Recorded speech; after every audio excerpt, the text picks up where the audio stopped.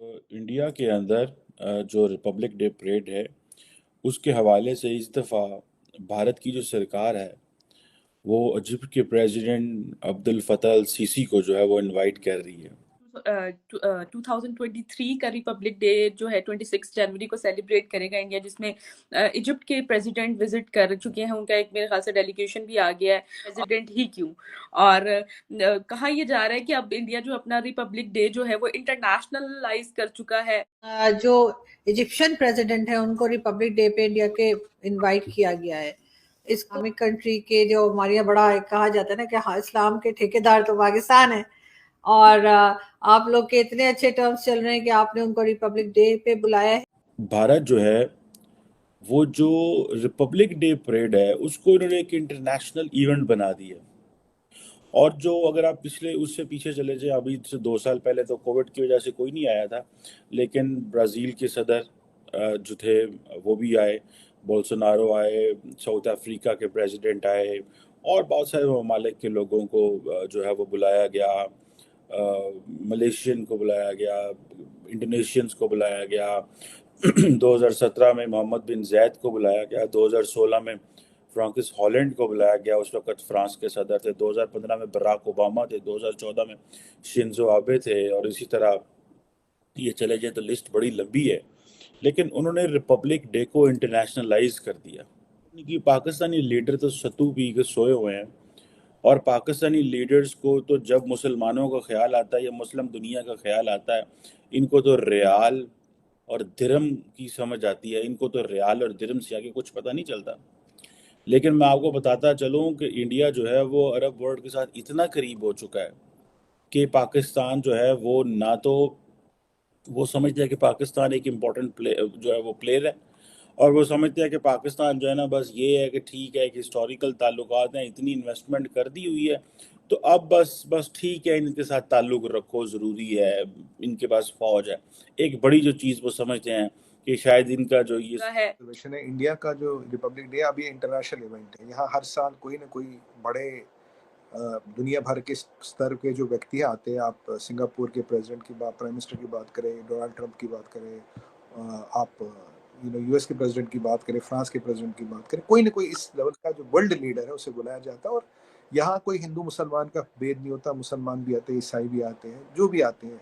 कई बार तो हम पूरे सार्क के जितने हमारे कंट्रीज हैं उनमें सबको बुलाते हैं, तो लोग आते हैं। तो एक बहुत बड़ा इवेंट होता है हमारे यहाँ। अब की बार जो फतह अल सीसी साहब को बुलाया, ये इजिप्ट के प्रेसिडेंट हैं। अब इसको इजिप्ट में 2-4 कारण है। देखिए, भारत एक बढ़ती हुई शक्ति है, एक सुपर पावर इन मेकिंग है।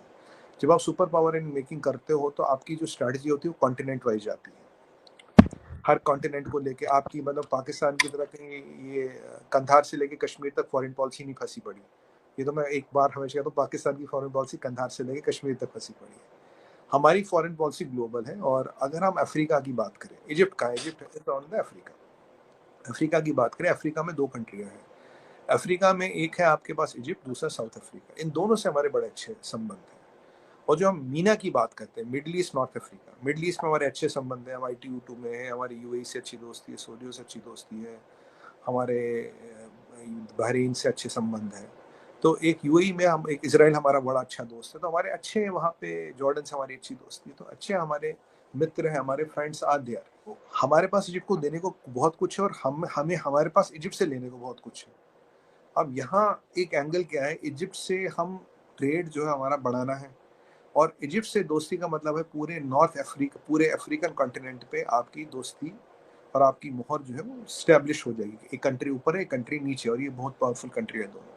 तो आने वाले टाइम में जब जितनी जितनी हमारी इकोनॉमी बढ़ेगी, हमारी तेल की जरूरत भी बढ़ेगी, और तेल का इंपोर्ट भी बढ़ेगा। इसलिए हमें तेल के लिए रिटेंडेंसी ढूंढनी पड़ेगी। हम ग्रीन एनर्जी बढ़ाते रहेंगे, पर इकोनॉमी भी बढ़ रही है, इकोनॉमी हमारी वही है, घट नहीं रही। और यहाँ मुस्लिम ब्रदरहुड को टैकल करने के लिए, क्योंकि इसके मुस्लिम ब्रदरहुड के रूट्स कहीं ना कहीं इजिप्ट से ही आते हैं, तो इजिप्ट के साथ दोस्ती बनाना, इजिप्ट के साथ कारोबार बढ़ाना, इजिप्ट के साथ मित्रता बढ़ाना बहुत बड़ी बात है। फतह अल सीसी साहब को हम इज्जत दे रहे हैं, हमारे दोस्त हैं, और हम इज्जत देते रहेंगे। का एक आर्मी का यूनिट भी आया हुआ है, इंडिया लैंड कर गया है कल या परसों में।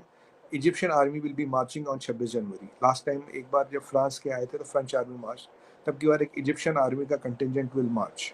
और फिर and we are also sending a message to all those who believe कि भाई इंडिया में जो गवर्नमेंट है वो हमारा एंटी मुस्लिम इस्लामिक वर्ल्ड में उनकी वो पकड़ नहीं है, कोई उन्हें पूछता नहीं है। ये सब चीज़ें, ये जो प्रोपोगंडा फैलाई जाती है, इस सब चीज़ का भी एक जवाब मिलता है। तो जियो political influence, trade, military talks, strategic dependence and leverages, this is all on the table and it's terrorist और जिहादी पाकिस्तान बेचता, कोई और टेररिस्ट देश नहीं बेचता।